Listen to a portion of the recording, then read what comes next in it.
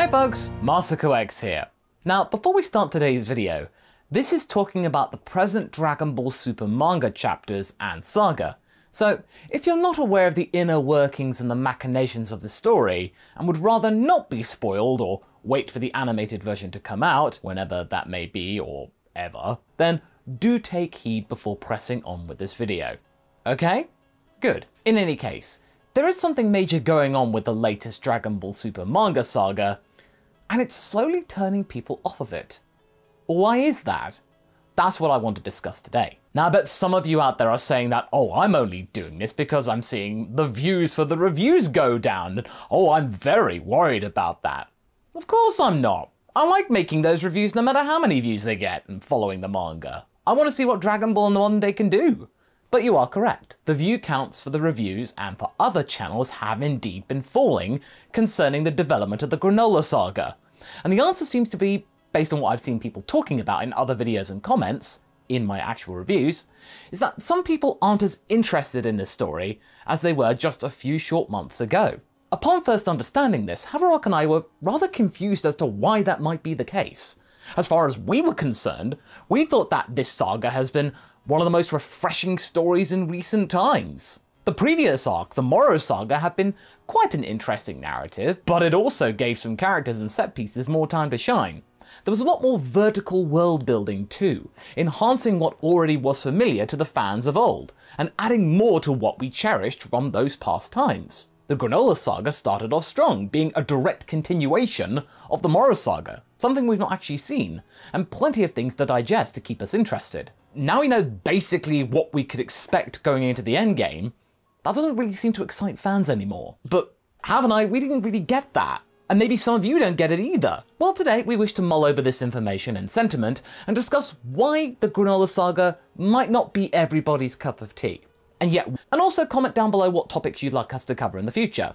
Cheers! Right, so to start things off, let's talk about the things that make this latest saga great in our eyes, and why we are so happy to see. Let's be real here, they are the two main characters at the moment, have had tons of development going on for them, or they've had their recent flaws and maladies addressed and corrected. For example, one of the biggest things that Dragon Ball fans were immensely frustrated about was the fact that Goku had seemingly regressed in Super in regards to his behaviour, conduct and intelligence. For the longest time, Goku would completely act out of his Z-like state, make rather rash decisions out of nowhere, just for the sake of moving the plot along and nothing more. Now though, in this latest saga, Goku has been much better, acting much more sensibly, more in line with his Buu Saga frame of mind. Goku knew his place in this saga. He wasn't the person in charge here, nor did the subject really have much to do with himself personally. He is just an innocent bystander along for the ride, and he respects that for a lot of the time.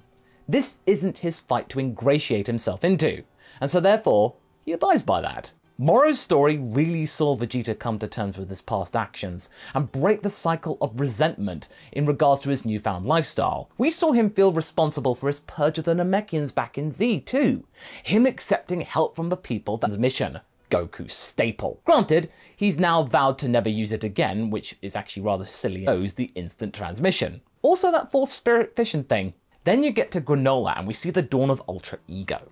Now you don't need me to remind you that both Haverock and I absolutely adore this transformation and the idea of it. We've done a couple of videos about it, so you can check those out up top. Ultra Ego is the complete opposite of Ultra Instinct and I love it.